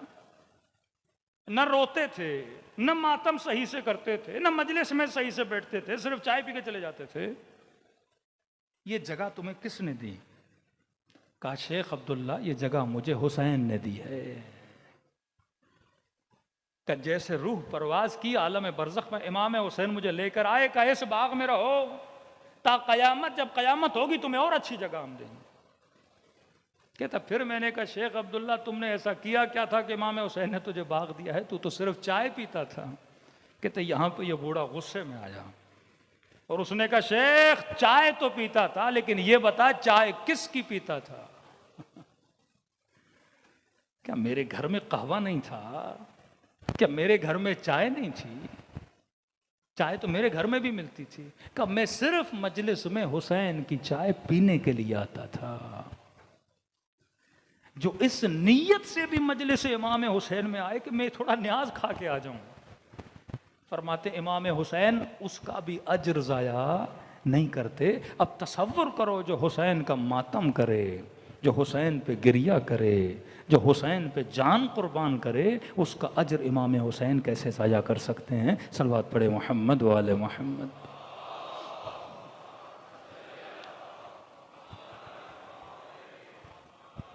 तो कभी ये न सोचा करो कि कोई चीज़ ज़ाया होती है।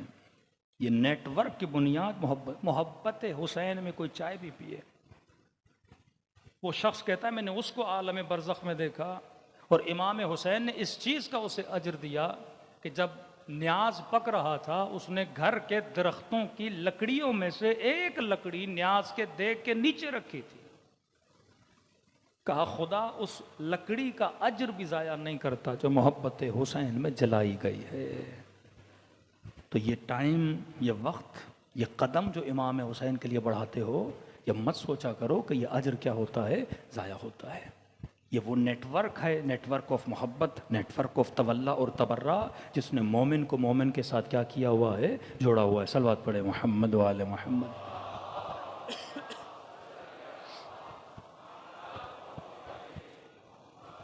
इस कदर करीम थे मेरे आका हुसैन कि बहन के खैमे में आए। हर साल इशारा देता हूँ, फरमाए बहन ज़ैनब मुझे वो कुर्ता दो जो अम्मा ज़हरा ने मेरे लिए सिया था। मैंने कई बरादरान अहले सुन्नत को ये रिवायत, दो रिवायतें हैं, एहसास दिलाया है। एहसास है लेकिन सुनाने से एहसास और उजागर होता है कि गाजी अब्बास फरमाते हैं इतना पानी इमाम हुसैन ने भरा कि मैं इस फिक्र में था कि मौला ये पानी हमारे पीने से ज़्यादा है, लेकिन हुक्म इमाम था, मैंने पानी भरा, मसलहत का नहीं पता, क्योंकि यहाँ पानी भरा, आगे नहर है, फिर पानी भरा जाएगा, और इतना पानी मौला भर रहे हैं जैसे हमने नहरों को देखना ही नहीं है। और गाजी अब्बास फरमाते हैं जब लश्कर हुर आया उस वक्त मुझे एहसास हुआ कि इमाम हुसैन पानी अपने लिए नहीं, हुर के प्यासे लश्कर के लिए भरवा रहे थे, प्री प्लान। और ये किरदार न होता हुर कभी हुर न बनता। इंसान तो इंसान, हैवानात की फिक्र इमाम हुसैन। पर मैं अब्बास घोड़े को जब पानी पिलाओ, घोड़े की फितरत है जब तक उसका पेट न भरे वो अपना सर नहीं उठाता, तो अब्बास तब तक पानी खड़ा रखना जब तक वो सैराब हो जाए। खिदमत कर रहे हैं हुर के लश्कर की। का इतने में हुर को पिलाया, घोड़ों को पिलाया, ऊँटों को पिलाया, सैराब होके सारे बैठ गए। दूर से एक ऊँट पे शख्स जो हुर के लश्कर का सिपाही था, लोहे की ज़रा पहनी हुई है, शिद्दत की गर्मी, कभी ऊँट की इस तरफ ढल रहा है, कभी इस तरफ ढल रहा है। इमाम हुसैन ने कुछ को भेजा, दौड़े दौड़े उसके ऊँट को पकड़ो कहीं वो गिर न जाए। उसको लेकर आए। जब मौला के करीब पहुंचे तो इमाम ने उसके ऊँट की महार को थामा। कहा या अखल अरब, अरब भाई नीचे आ, कहीं ऊँट से गिर न जाए, आप पानी पी। कहते हैं इतनी शिद्दत प्यास थी उसके कान काम नहीं कर रहे थे। इमाम हुसैन ने उसके ऊँट को बिठाया, फिर कहा या अखल अरब, ये पानी का मश्क ले, पानी पी, कहीं शिद्दत प्यास से तू मर न जाए, शिद्दत गर्मी है। जल्दी जल्दी से उसकी ज़रा उतारी। कह रहे अब भी होश में नहीं था शिद्दत प्यास की वजह से। अजीब रिवायत के जुमले हैं। का खुद आका हुसैन आगे बढ़े, इसका सर अपनी गोद में रखा, घुटने पे रखा, अपने हाथों से हुसैन ने इसे पानी पिलाया।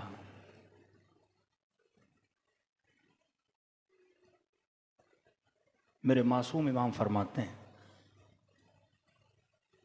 जब इब्ने ज़ियाद की दरबार में पूछा गया सबसे कि तूने क्या जुल्म किया, तूने क्या जुल्म किया, सब बताया। का एक शख्स नजर आया, ये वही था जिसे हुसैन ने पानी पिलाया था, अपने हाथों से अपने घुटने पे सर रख के। का बता तूने क्या किया? का अमीर में बहुत देर से पहुंचा, हुसैन के बदन पे कोई कमरबंद ले गया, कोई हुसैन की ज़िरा ले गया, कोई बदन से लिबास ले गया, कोई अमामा ले गया। का जब मैं पहुंचा तो कुछ भी नहीं था। का फिर क्यों खड़े हुए हो, कोई जुल्म किया था? कहा का कौन सा? का मेरी निगाह हुसैन की अंगूठी पे पड़ी। ये वो था जिसे हुसैन ने पानी पिलाया। एक तरफ कमाल नूर, एक तरफ कमाल सियाही है। इतनी सियाही भी हो सकती है और इतना नूर भी हो सकता है कि जिसे पता है ये मेरा कातिल है, पानी पिला रहे हैं। फरमाया अमीर निगाह अंगूठी पे पड़ी। का फिर कहा कि मैंने उतारने की बड़ी कोशिश की, लेकिन 3-4 बार कोशिश करने से उतरी नहीं। का फिर तूने छोड़ दिया? का नहीं अमीर, मैंने हुसैन की उंगली को ही काट दिया।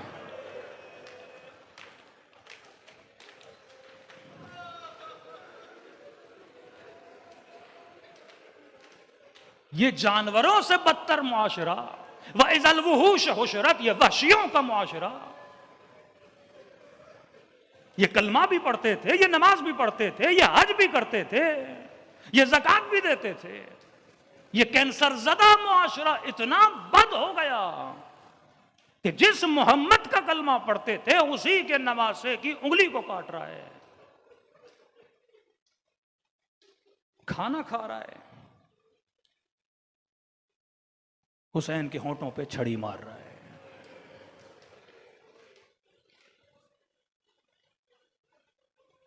जनाबे आयशा कहती है नबी के सीने पे हुसैन सो रहे हैं। का कभी सीने से लगाते हैं, कभी होंठों को चूमते हैं, कभी गालों को चूमते हैं, कभी गले को चूमते हैं, फिर देखते हैं, फिर सीने से लगाते हैं। एक होता है नवासे को नॉर्मली प्यार करना, एक होता नहीं एक्स्ट्रा ऑर्डिनरी मोहब्बत दिखाना। कि आयशा कहते हैं मैं बोल उठी या रसूल अल्लाह आप इससे कुछ ज्यादा प्यार कर रहे हैं, ऐसा क्या है इस नवासे में? का एक मर्तबा हुसैन को देखा, एक मर्तबा मुझे देखा। कहा ये मेरा वो नवासा है जिसे उम्मत मेरी बड़ी मजलूमियत से कत्ल कर देगी। और कहा कि आयशा जो इसकी ज़ियारत को जाएगा मैं उसे अपने 4 मकबूल हज्जों का सवाब अता करूंगा। किसी सहाबी का हज नहीं, रसूल का हज। का या रसूल अल्लाह 4 हज? का 9 हज। यहां तक हदीस आई, कहा जो इसकी ज़ियारत करेगा अल्लाह उसे मेरे 99 हज्जों का सवाब अता करेगा।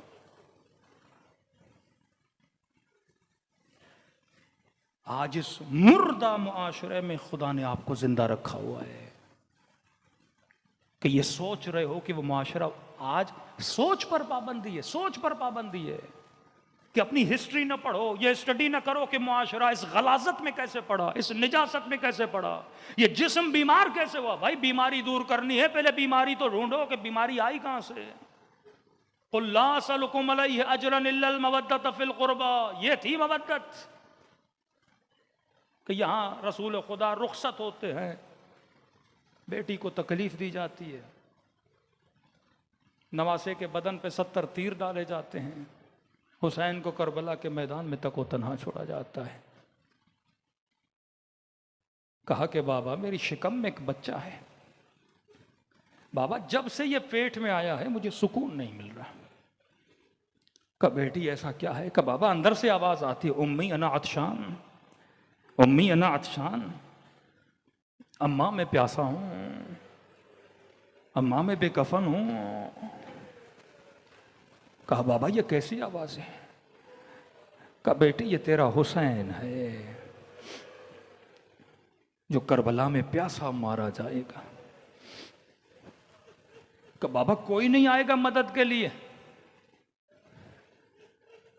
कि बेटी तको तन्हा अयाल के साथ जब अहवाल सुनाया तो उस वक्त सैयदा ने कहा, बाबा मेरे बेटे के लिए कोई अजाबी करेगा, मेरे बेटे पे कोई रोएगा? ये मैंने कुरान की आयत पढ़ी ना कि अगर मन इर्तद्द अन दीने, जो अपने दीन से मुर्तद हो गया, अल्लाह कहता फिर मैं एक ऐसी कौम बनाऊंगा जिनसे मैं मोहब्बत करूंगा वो मुझसे मोहब्बत करेंगे। कुफार के सामने ऐसे खड़े होंगे, मोमिनीन के लिए दिल नरम रखेंगे। आज इस्तेमार के मुकाबले में यह कौम खड़ी है, आज जुल्म के मुकाबले में यह कौम खड़ी है, आज वक्त के यजीदों के मुकाबले में यह कौम खड़ी है। जो अल्लाह से मोहब्बत करती है, अल्लाह इनसे मोहब्बत करता है। और इस आयत के फौरन बाद आए विलायत है, इन्नमा वलियुकुमुल्लाह व रसूलुहु, ये निज़ाम विलायत में रहने वाले हैं। का बाबा कोई रोएगा? रसूल ने फरमाया खुदा ऐसी कौम बनाएगा जिनके बच्चे तेरे हुसैन के बच्चों पे रोएंगे, जिनके जमा तेरे हुसैन के जवानों पे रोएंगे, जिनकी बहनें हुसैन की बहनों पे रोएंगी। आपके लिए रसूल ने बिशारत दी थी, फरमाया इस हुसैन की ज़ियारत का सवाब 99 मेरे मकबूल हज्जों के सवाब के बराबर है। फिर वो जुमला जो मैं हर साल पढ़ता हूँ कि मौला अगर कोई गरीब आपकी ज़ियारत को न आ सके तो वो क्या करे, अगर कोई तंगदस्त करबला न जा सके वो क्या करे? ये मर जाएगा, 99 हज्जों का सवाब तो नहीं मिलेगा। तो इमाम हुसैन इस बूढ़े के ख्वाब में आए, फरमाया मैं हूँ करीम जो अपने कातिल को भी पानी पिलाए, मैं तुझे कैसे सवाब से महरूम रख सकता हूँ? बोला मैं तो करबला नहीं आ सकता, बीमार हूँ, पैसे नहीं हैं, तंगदस्त हूँ। कहा आ सकते हो तो आओ, लेकिन अगर नहीं आ सकते तो मुझ हुसैन को खुलूस के साथ सलाम किया करो। का मौला 90 हज्जों का सवाब एक सलाम से? कहाँ? दिल मुतवज्जे करो करबला की तरफ, एक निशानी अपने अंदर अगर देखो तो समझो तुझे सवाब मिल गया। मौला कौन सी निशानी? का जब मुझ गरीब को सलाम करो और सलाम करने के बाद अगर न चाहते हुए तेरी आंखों से आंसू आ गए, का ये मत समझना ये तेरे आंसू हैं, हुसैन ने तुझे तेरे सलाम का जवाब भेजा है। हमारी जानें, हमारी औलादें हुसैन पे कुर्बान, जो करबला में भी हमारी फिक्र में थे, जो इतने सवाबों और रिज़्क़ के दरवाजे मोमिनीन के लिए खोल कर गए हैं। चंद लम्हों के लिए दिलों को रसूल हुसैन की तरफ ले जाएं। जो करबला गए हैं, तसव्वुर करें, एक मोमिन ने कहा मौलाना जब मैं करबला गया, अब हर इंसान की तड़प होती है ना, मैं इमाम हुसैन की ज़री को देखूं तो गिरिया करूं। कराची में हुसैन सुना, करबला में हुसैन देखा, एक अजीब कैफियत होती है। सालों साल सुना हुसैन इब्न अली, हुसैन इब्न अली, करबला करबला, अब जा रहा है करबला। कहते मौलाना जैसे इमाम हुसैन की ज़री पे निगाह पड़ी, गंजे शोहदा पे निगाह पड़ी, वो कैफियत नहीं बनी रोने वाली। ज़री को चूमा, हबीब इब्न मज़ाहिर की ज़री की ज़ियारत की, का मौलाना कैफियत नहीं बनी। अंदर ही अंदर में कुड़ रहा था कि जनाब रोता क्यों नहीं, वो कैफियत क्यों नहीं पैदा होती कि खुद ब खुद आंसू आंखों से निकले। कहता इसी सोचो विचार में था, हबीब की ज़री से बाहर निकला, सीधे हाथ पर एक जाली थी, अंदर लाल रोशनी जल रही थी। कहता जैसे कोई खींचे मुझे अपनी तरफ, जैसे कोई बुलाए मुझे अपनी तरफ, जैसे कोई मुझे सदा दे के इधर आ। कहता खिंचता हुआ उस जाली की तरफ गया। कहते मौलाना मुझे नहीं पता, निगाह पड़नी थी, ऐसे रोया जैसे बादल टूट के बरसते हैं। महसूस किया कि जनाब अगर 15 मिनट खड़े रहे तो अटैक आ जाएगा। वो कैफियत मेरी बन गई। मैंने कहा मौला बहुत हुआ। इतने में खादिम से पूछा कि ये कौन सी जगह है, ऐसा क्या है इस जगह में कि मेरा सीना फटने को आ गया है। खादिम ने कहा यह है रअसुल हुसैन। का क्या मतलब? का ये वो जगह है जहां गला काटा गया था।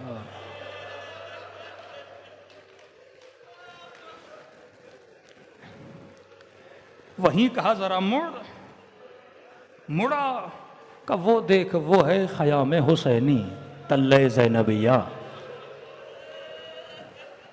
वहां से बहन देख रही थी, यहां पे भाई कट रहा था। का ऐसे तेरा दिल नहीं तड़पा? अब फरमाया जब मुझ हुसैन को सलाम करो, अगर न चाहते हुए आंसू आ गए, का ये मत समझना ये तेरे आंसू हैं, हुसैन ने तुझे तेरे सलाम का जवाब दिया है। अब चंद लम्हों के लिए दिलों को, मेरा बड़ा लगाव है रसूल हुसैन के मकाम से। जब भी करबला जाता हूँ इस मकाम पे काफ़ी देर बैठता हूँ, क्योंकि रिवायतें इतनी सुनी हैं कि बेटी भी यहाँ आई थी, बहन भी यहाँ आई थी। ये वो जगह है जहाँ कलाम किया था इमाम हुसैन के कटे हुए गले ने।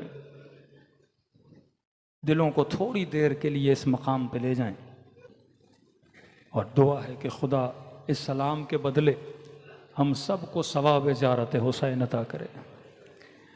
अस्सलामु अला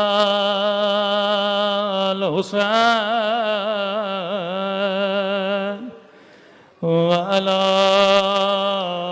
अली इब्न हुसैन व अला औलाद हुसैन व अला अस्हाब हुसैन। सब मिल गए अस्सलाम अला हुसैन की सदा बुलंद व अला अली इब्न हुसैन व अला औलाद व अला अस्हाब। बुलंद आवाज़ से अस्सलाम अला हुसैन व अला अली इब्न व अला।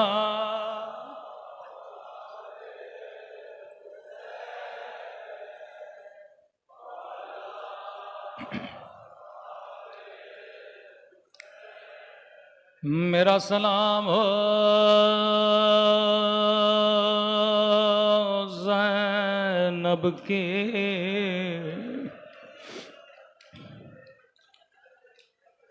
मैंने नाम लिया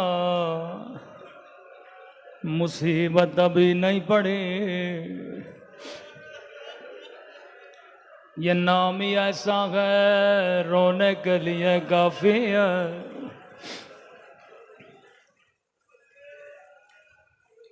चौथे इमाम फरमाते मेरे गरीब बाबा को सलाम किया करो। कब मौला इतना क्यों बोलते हैं सलाम करें?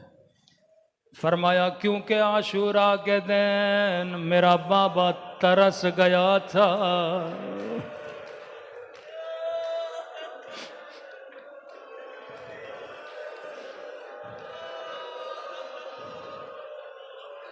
ये उम्मत है, ये मुसलमान थे। कोई कहता था ये बागी है, कोई कहता था ये इस्लाम से निकला हुआ। तरस गया था मेरा बाबा, कोई मेरे बाबा को सलाम करे। बड़ी मजलूमियत के साथ घर तशरीफ लाए। सैयदा ने कहा अली मैंने सुना है ये लोग तुझे सलाम नहीं करते। फरमाया नबी की बेटी आप सलाम की बात करती हैं, मैं अली सलाम करता हूँ, लेकिन मेरे सलाम का कोई जवाब नहीं देता।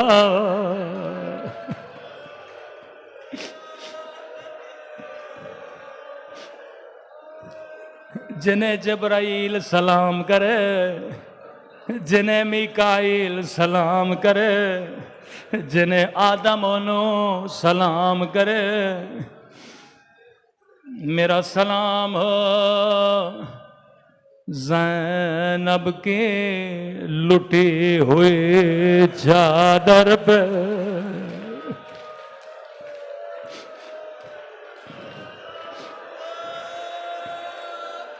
किसी और मुसलमान खातून की चादर लुटे वो भी मुसीबत है, लेकिन मोहम्मद की नवासियों की चादरें लूटी जाए, ये बेअदबी ज़ैनब की नहीं, ये बेअदबी रसूल की है। का कुछ भी नहीं चाहिए इल्लल मवद्दत फिल कुर्बा, मेरी आल से मोहब्बत किया करो। मेरे इमाम ज़माना फरमाते हैं, फरमाया मेरा सलाम हो उन नन्हे से रुखसारों पे,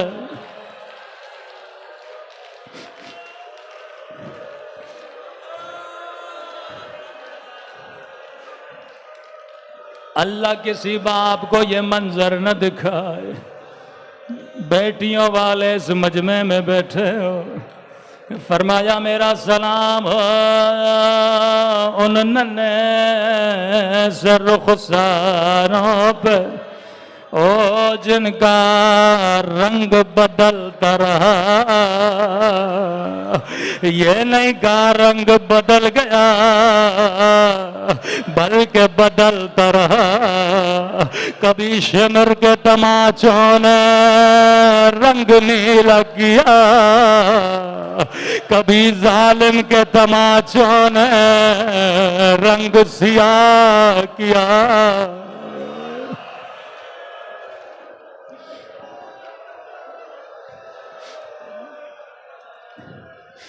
आज पहली मुहर्रम मैं समझाना चाहता हूं मुसीबत की इब्तदा कहां से हुई। थोड़ी देर अपने जहनों को मदीने ले जाएं। मुझे खुदा की कसम अगर मदीने में आग न लगती, कभी करबला में खैमों को न जलाया जाता, अगर मदीने में पसलियां न तोड़े जाते, कभी करबला में कासिम के दाएं तरफ की पसलियां बाएं तरफ न जाते। बड़ी सख्त रिवायत है, आज न पढ़ूं तो फिर कब पढ़ूं। इब्न साद ने कहा जाके हुसैन के बदन पे घोड़े दौड़ा, ये जालिम जब घोड़े दौड़ाता है, कहता इब्न साद जब मैं घोड़े दौड़ा रहा था मैंने अपने कानों से हुसैन की पसलियों के टूटने की आवाज सुनी। वल्लाह अगर मदीने में पसलियां न तोड़ी जाते, कभी करबला में हुसैन का बदन पामाल होता।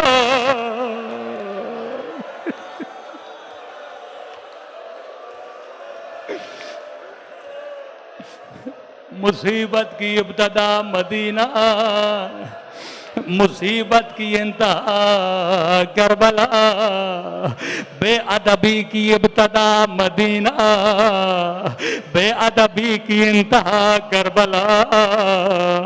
अगर पसलियां न तोड़ी जाती करबला में पसलियां न तोड़ते, अगर आग न लगाई जाती कभी ज़ैनब का खैमा न जलाया जाता। वल्लाह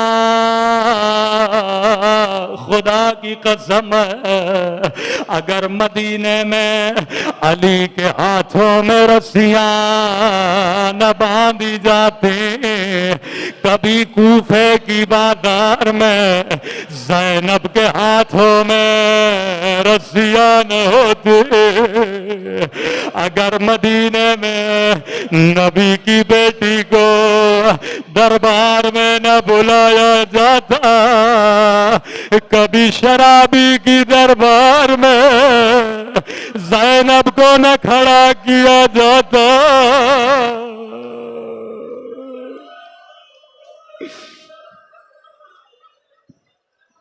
इब्तदा मदीने में हुए,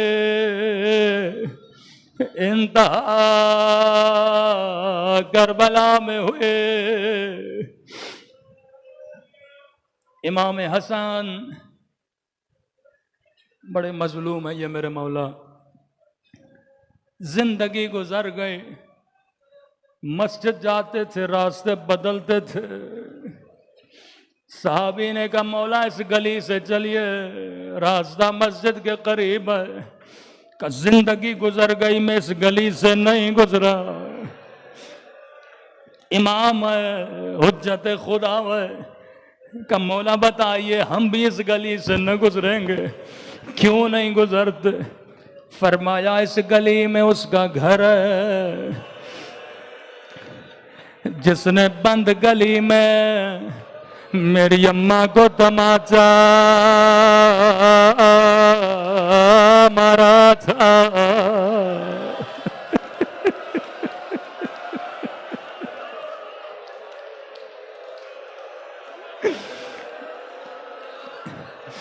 जिसने खिलाफ शमशीर से मेरी अम्मा की कलाइयों पे ज़रबत मारे,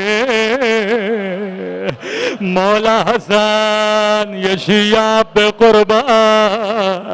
ओ जिंदगी गुजर गए कभी गली से नहीं गुजरे, मौला थोड़ी देर के लिए करबला एक 4 साला बच्ची है, बाबा के कातिल को देख रही है।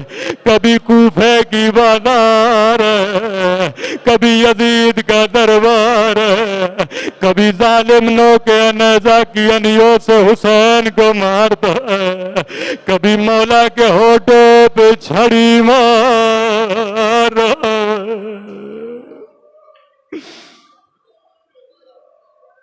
इमाम ज़ैनुल आबिदीन फरमाते हैं 8 मकामात, एक मकाम फरमाते मैं कभी नहीं भूलता, चंद जगहों पे इमाम हुसैन ने कलाम किया। एक उस मसीही के घर में, दूसरा गोदिया कत्लगाह में, तीसरा नौ के नेज़ा पे, ये चौथी मंजिल है। हसन ने बर्दाश्त न किया, हुसैन ने बर्दाश्त न किया, ज़ैनब ने माँ के ज़ख्मों को देखना बर्दाश्त न किया। लेकिन करबला में एक 4 साला बच्ची है, बड़ी सख्त रिवायत है। मासूम फरमाते 9 के नेज़ा पे कलाम किया, तनूर के अंदर कलाम किया, गोदिए कत्लगाह में कलाम किया। फरमाया चौथा मकाम यह था जब जालिमों ने हुसैन के सर को 9 के नेज़ा से मारना शुरू किया। चौथे मां फरमाते ये मंजर सकीना देख रहे थे, यहाँ इमाम हुसैन ने बोलना शुरू किया, कहा जालिम मारना है मारो, लेकिन सकीना के सामने न मारो मेरी यतीमा बच्ची।